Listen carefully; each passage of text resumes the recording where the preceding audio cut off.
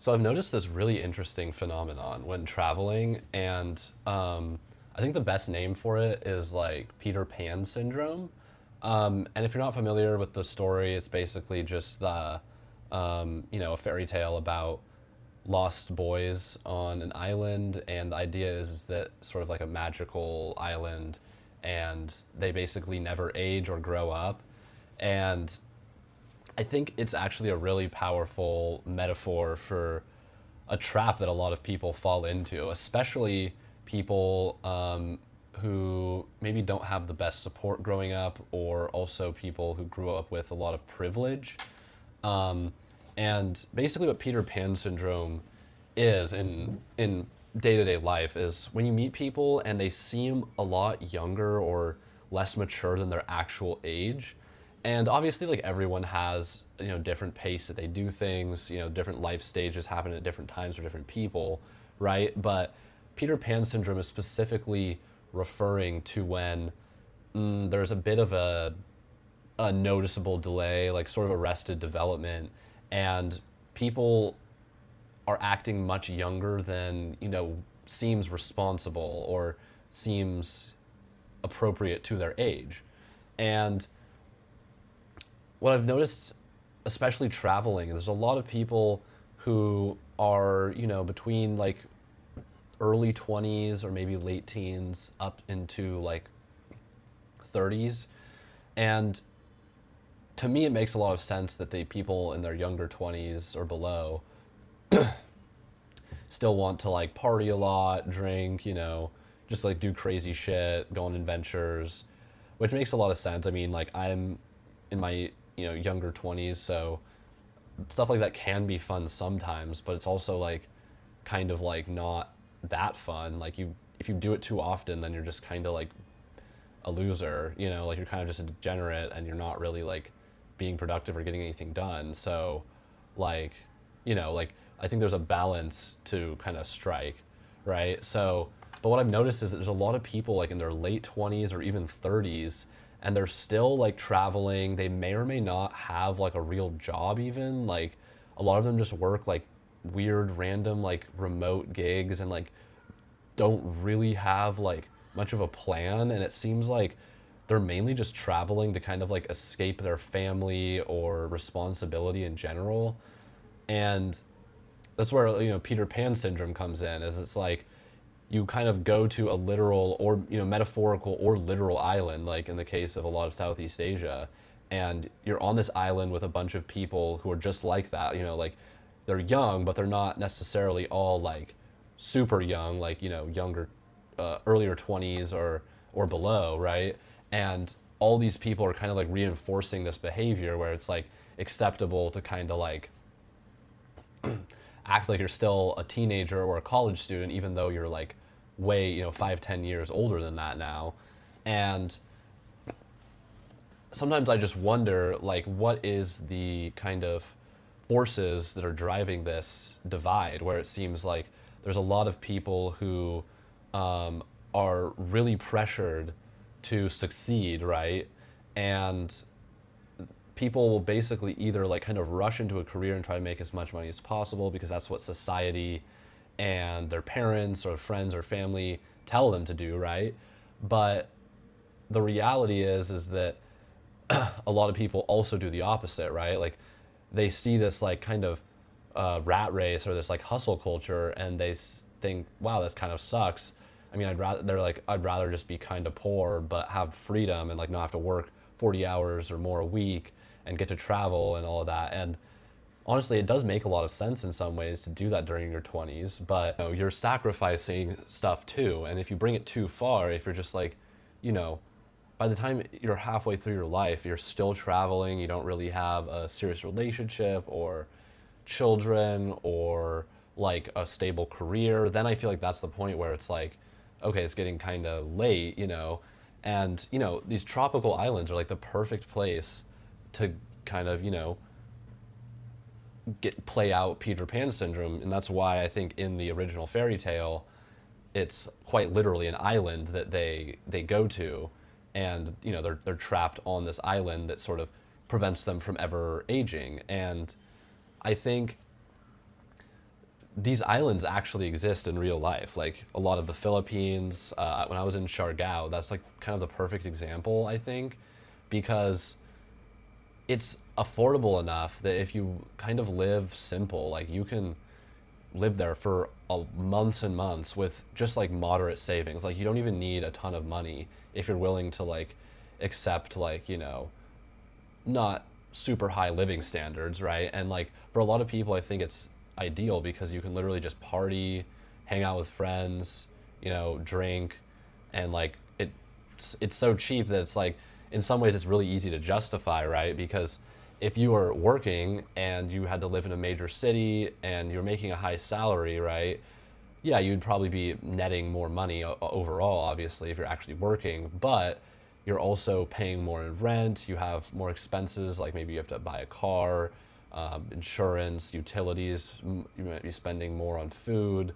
There's so many things that add up where it's like just living on Neverland Island, you can literally just spend like a few $1,000s a month and like you know live a decent life. Like it's not comfortable, I would say. Like I talked about in my last video, you really need a budget that's quite a bit higher if you want to like work remotely and like actually be productive during your time traveling. And like that's one of the things that's I think kind of overhyped about digital nomad travel lifestyle is like, yeah, you might be able to travel for like a few thousand a month, but you're not going to have nice areas to get work done if you do that. Like it's going to be hard to find good desks, good chairs, things like that that like you don't even really, it doesn't seem that important maybe. Like I just always get the hotel that's like affordable and looks nice, but it's like you realize that there's like not really a good chair, and then you're like your back hurts. It just kind of ruins a lot of your day if you don't have these like comforts that you normally find at home, right? So, but anyways, like I think there's a lot of these islands that are similar to Neverland, right? And a lot of people are drawn to that, I think, especially with the way the world is going, with like, you know, global conflicts. There's wars breaking out it seems like every week there's a new war that starts. And, maybe we'll never head for like a true World War III situation where it's like full on global conflict with like, you know, almost every country involved, right? But like, I mean, by some definitions, you could say that the level of conflict globally is already approaching what some people would consider World War III, right? So people want to escape, like, people don't want to like get drafted or, be in a country that's getting attacked, right? Like, and or like where the economy is like getting worse and worse. And even if they were working like 9 to 5, their money is kind of getting evaporated into thin air through inflation. Wages aren't going up as much as cost of living, basically, and the weather isn't as nice as like tropical islands. You're just kind of like, well, if you really look at the trade-offs, it's like it's really tempting. But sometimes I wonder, it's like if you don't invest in your future now, or like when you're younger, there's going to be a point in your life where you realize that you should have done more, and you're kind of stuck because you're either too old to like start a career that's actually like high paying enough to succeed, and then you're stuck in like a low paying job. You hit like a major expense like a health issue or other sorts of tragedies, right? And if you're just spent like the entirety of your 20s partying and traveling, and maybe you got a college degree, maybe you didn't, like either way it's going to be hard to transition into a stable lifestyle, whether that's living alone or with a family. Like either way it's going to be difficult at that stage in life, because you're going to be behind a lot of people, and the career landscape might look way different once you're old enough to or to want to transition, right? So I don't know, I think like just thinking about my own personality and my own life, like I don't necessarily think that I'm incredibly mature for my age. Like I'm still in my early 20s. I'm not necessarily like that experienced. I haven't worked a full-time like 9 to 5 yet because I'm still in college. But like what I'm realizing is that like for long-term stability, like trying to be a digital nomad or do some like solo entrepreneurship journey, it's like it's extremely difficult to actually make money consistently doing that. Like you have to really be good at what you do, and even then, it's not guaranteed that you'll succeed, and it will likely take like a few years of hard work to even get to the point where you're consistently making, a remote income that can sustain you, right? So, I think, and I think also with the rise of artificial intelligence, and then also increasing competition for remote jobs or just white collar jobs in general, like any job that isn't manual labor or like customer service type, like working in a store kind of jobs, have extremely high demand, right? Because everyone would rather work at a computer basically than you know dig a hole in the ground, like because the pay is better, it's more comfortable, etc. Right? So we have more and more people fighting for a limited number of white collar jobs, and at the same time, AI is increasing the productivity of people working these jobs, and in turn is making it so that companies don't have to hire as many people. So there's going to be higher and higher unemployment rates because of that. And on top of that, as I mentioned earlier, the cost of living is going up way faster than wages. So even if you get a good job, like there's no guarantee that you'll be able to progress in your career faster than, your expenses go up just to like live in whatever city you live in, right? So yeah, anyways, I think that's why like at the end of the Peter Pan story, right, eventually they have to leave Neverland and go back to the real world.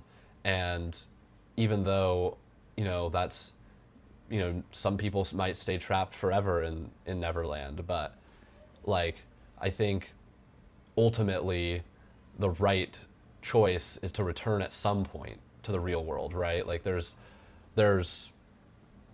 I think the lesson in the story is that it's okay to spend time there and sort of see what a sort of dream life would be like, or like what would be like, kind of um, ideal from a theoretical standpoint.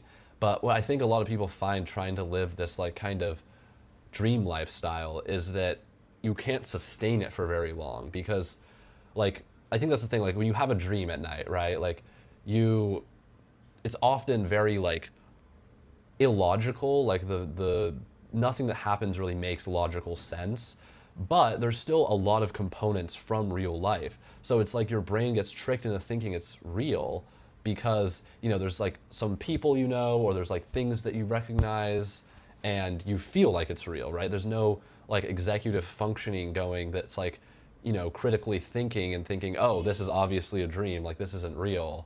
So yeah, I think in conclusion, like it's okay to visit Neverland and have fun for a while, but ultimately you're gonna have to come back to the real world at some point and face reality, because if you don't, there's gonna be really severe consequences, I think. And um, I don't know. I mean, I think a lot of people might not have the foresight to to sort of be honest with themselves with the direction they're taking their own life, right? So the more aware you are of like who you really are and what type of life you want, I think the closer you can get to getting a life that isn't just a life you want, but a life that's realistic and meets as many of your goals as you can, right?